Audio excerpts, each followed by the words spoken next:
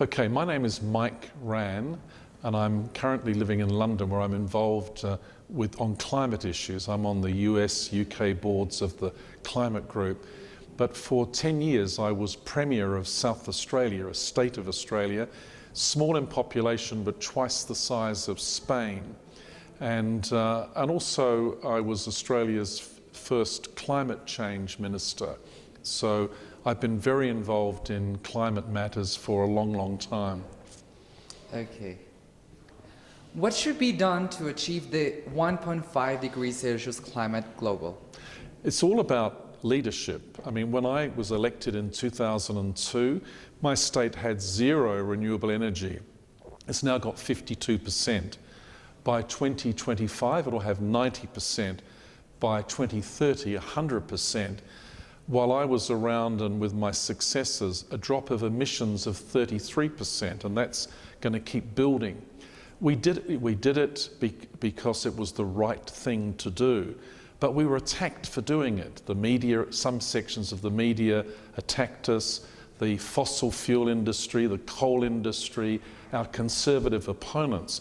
But if you trust in the people, then, and whilst you lead, you have to bring people with you. And so the people supported what we were doing to transform our state into becoming a model internationally for renewable energy and for recycling as well.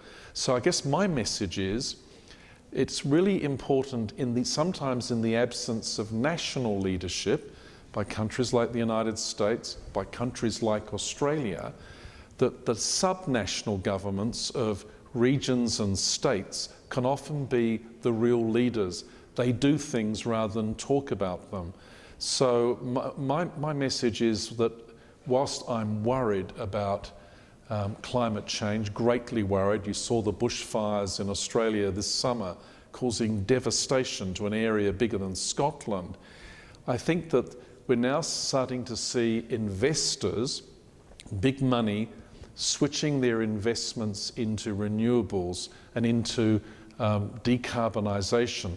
Why are they doing it? Because there's now money in it. There's a gold rush of investment, switching away from fossil fuels and pollution into better, more sustainable products. So we've just got to keep that going. But ultimately, it's about leadership.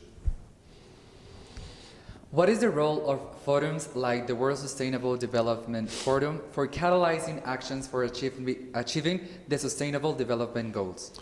I think that it's critically important. And Dr. Patchouri, who I called Patchy, was had a profound influence on me, along with a couple of others like David Attenborough and David Suzuki and others. These people basically educated me. And so I've been doing this for decades. But the key thing is about the World Sustainable Development Forum is that it brings together people from all different walks of life, business, political leaders from a whole range of different countries, very importantly, young people. And what happens is that out of that, you swap ideas, you get ideas, you think, I'm going to borrow that idea for my state. And this happens at these conferences. I used to go to conferences with Arnold Schwarzenegger and others. We used to swap ideas. So what California was doing, what we were doing, what people in Canada were doing in various provinces. So I think this is a terrific idea, and I think it's really important it's here in Mexico. I mean, over the border, the United States government under Donald Trump has been a disgrace. They walked out of the Paris Climate Agreement that took decades to reach. He will be judged badly by history as the worst president since the revolution of George Washington. But what we are seeing is, despite people like him, that there are people in states in America, a whole range of different states, cities in America, who are actually doing the things that he should be doing. So my message, and the message of the Sustainable Development Forum, and the message of Dr. Patchouri is never, ever give up. They can throw everything at you, but if you know you're doing the right thing and you bring people with you, then there's nothing that cannot be achieved. Now that you mentioned youth, what should be the role of youth in achieving goals of climate ambition and climate action? You know, for years, for centuries, for thousands of years, people have always said to young people, listen to the wisdom of the elders, listen to the people with grey hair, or in my case, white hair. I think that's changed. I think it's now, listen to the wisdom of the young. It's the young people who are, because they are going to inherit the mess that previous generations created. And that's why it's critically important for young people not only to have a voice, but to be active. I started out in politics by being one of the founders in New Zealand of Greenpeace. And I was involved in campaigns against French nuclear testing and things like that. So I guess the message is young people can make a difference.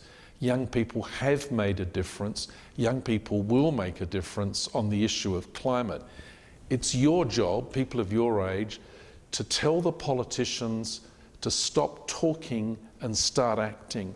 You know, a lot of politicians around the world are announcing that they're going to have zero net emissions by 2050. Well, that's not good enough. Anyone can say that. They won't be around. They won't be alive. They'll be out of office. They'll be in some retirement home. What you need to say to people who say, we are making this grand announcement today of 2050 zero emissions, ask them what is their benchmarks. What is the pathway to achieve that? What are the targets along the way? Make them accountable for the things while they're in office rather than leaving it for the next generation of politicians. The job of youth is to provoke, not to destroy, but to provoke. And I think that you guys need to keep provoking these old guys, including me. And last but not least, how do you like Durango so far? Oh, I love Durango. So people have been ever since I arrived at the airport, people have been really nice. Even the immigration officials, where does that happen in the world? Even the immigration officials are nice. And then I've got some great people who are helping me out here. And last night we went out, really loved the food, and really liked Durango beer, but don't tell my wife.